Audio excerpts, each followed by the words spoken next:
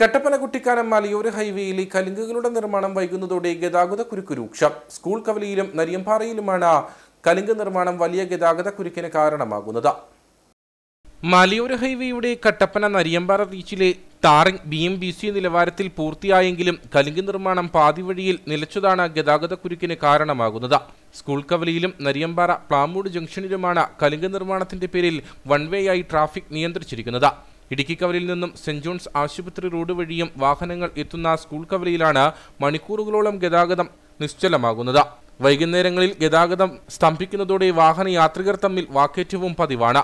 കഴിഞ്ഞ കുറേ കാലമായിട്ട് ഇവിടെ മലയോര ഹൈവേയുടെ പണി പുരോഗമിച്ചുകൊണ്ടിരിക്കുകയാണ്. അപ്പോൾ അതുമായിട്ട് ബന്ധപ്പെട്ട് ഇപ്പോൾ പ്ലാമൂട്ടിലും ഇവിടെ സ്കൂൾ കവലയിലുമായിട്ട് ഭയങ്കര ഗതാഗത കുരുക്കാണ്. അതിനെന്ന് വെച്ച് കഴിഞ്ഞാൽ ഇവിടെ ഇപ്പോൾ ഈ രണ്ടിടത്ത് മാത്രമേ ഈ ബേസിൻ്റെ പണി കഴിഞ്ഞിട്ടില്ല. താഴേന്ന് വെച്ച് കഴിഞ്ഞാൽ ഈ കഴിഞ്ഞ ദിവസമാണ് ജസ്റ്റ് ഒന്ന് ഓപ്പൺ ചെയ്ത് വിട്ടത്. ഇവിടെയാണെങ്കിൽ ഇവർക്ക് തോന്നുമ്പോഴാണ് ഇവർ പണി തീർക്കുന്നത്.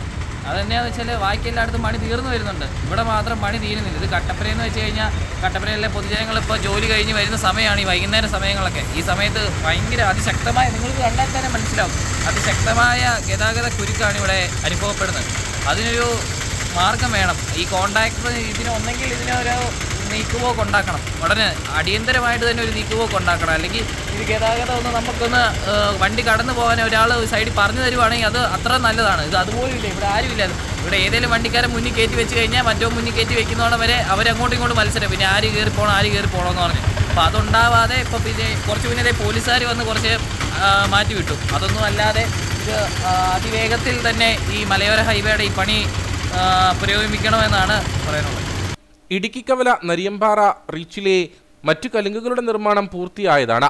എന്നാൽ എസ്റ്റിമേറ്റിലെ പിഴവ് മൂലം സ്കൂൾ കവല, പ്ലാമൂട് ജംഗ്ഷൻ എന്നിവിടങ്ങളിലെ കലുങ്കുകൾ ഉൾപ്പെട്ടിരുന്നില്ല. ഇതാണ് നിലവിലെ സാങ്കേതിക തടസ്സമെന്നാണ് സൂചന.